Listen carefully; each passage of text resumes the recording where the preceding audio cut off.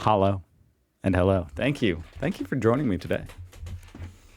I came across this video, Speaking Texas German. I'm not going to lie, I was looking for a video about Northern Germany because a lot of people have commented saying, you got to check out Northern Germany.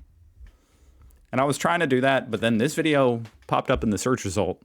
Speaking Texas German. Weird title, don't know what that means. But then the views, 7.6 million views. So I just feel like I have to watch. I have to know. What is Texas German? Let's go.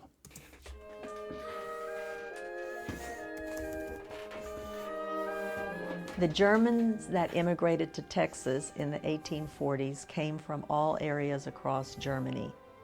Why specifically Texas? Most of my grandparents came to Fredericksburg in the 1840s, so my great-great-grandparents arrived in Indianola, came to New Braunfels, then into Fredericksburg, and settled here. Is that why these towns sound German? Fredericksburg? Braunfels? So as they came into Fredericksburg, settled down, married, the dialects merged with each other. So our German language here has a dialect that is quite different from any other regions. Old German. Why do I not know? I have no idea what this is. Why did so many Germans relocate to Texas? In the United States. Kein Wasser ins Haus gehabt. Well, das ist wie wir gestern Abend. I did grow up speaking Did that sound different to you guys? German, and I That just sounded like German to me. spoke only German until I started school. Wow, I in learned the Texas. home life language. Working in the garden alongside Mother and Daddy, that was in the German language. Going and staying with grandparents, great-grandparents. Getting the eggs with Opa, and doing some sewing with Oma. I learned about helping my mother with the children, so that was done in the German language. Amazing, kind of. It's like a whole German culture here in Texas. I discovered the Texas German dialect in the summer of 2001. Then I stopped in Fredericksburg. I had lunch. I heard these elderly gentlemen speak an interesting variety of German that I've never heard before. So I went up to them and I asked, where are you from and what are you doing here? And they looked at me in disbelief and they said, what do you mean? We've always been here and we speak Texas German and we're fifth generation Texas Germans. And that was the first time That would blow my mind. that I had not only heard Texas German spoken, but that I also knew that it existed. Das hat das immer gern. Ja, jedes Mal dasselbe. Ja, gut. My first experience in learning that Gut. the German language in Fredericksburg was quite different than the language in Germany was in 1996 when we met with the people from Montabaur here and in Germany. There were words that I used that would bring these smiles to people's faces, and they would say, oh, now I haven't heard that word used since my grandmother passed away. So at the end, after 3 to 4 to 5 generations, the dialect that you get sounds a little bit like all the input dialects from 100 or 150 years ago, but it's a unique dialect. So Texas German is different in that it's a mix of different dialects. And then Texas German is also interesting because it's been in contact with English for such a long time. So you have So Texas German has a lot of like really old terms in German that have been phased out in Germany, but here in Texas, somehow they're still going. That's so random. a long list Did you guys know about this? Texas German. of hundreds of words that have been borrowed from English into Texas German. One of the obvious ones is words like die Stinkkatz, which literally means the stinking cat. Die, die Stinkkasch.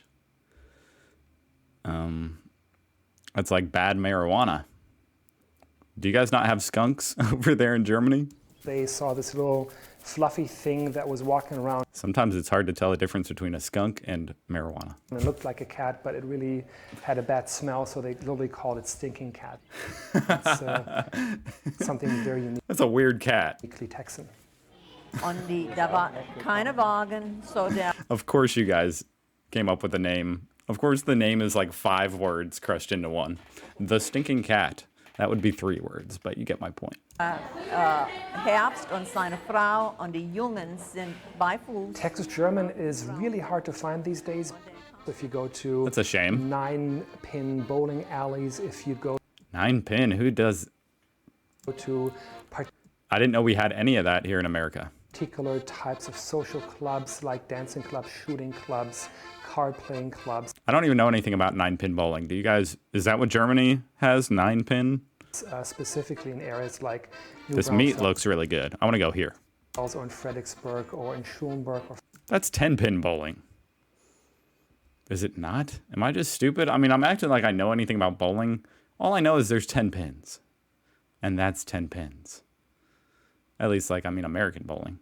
Freiburg I know in Canada they have some different kind of bowling. or in Comfort. You can go to feed stores, you can go to hardware stores, and if It's like Amish type culture. Looking.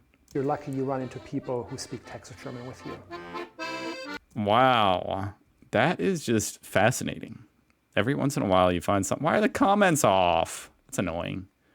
Once in a while you learn something just bizarre in your own backyard. I mean, Texas is pretty far away from here. But still, that's just extremely interesting. Texas German. I wonder how much English is inside of it. I don't even know what to think. I'm sure if you guys don't know about that, you would also think that's interesting. I mean, go check out Texas Historical Commission, you know, learn some more about Texas German, maybe.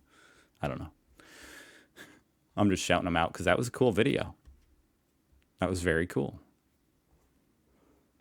I don't know what else to think. I want to go there. Maybe I can find a legit German pretzel in Texas. Mazel tov. I don't know why I said that.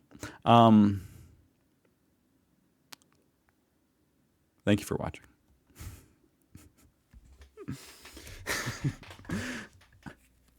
Have a good day, guys, and I hope maybe I'll see you tomorrow. Goodbye.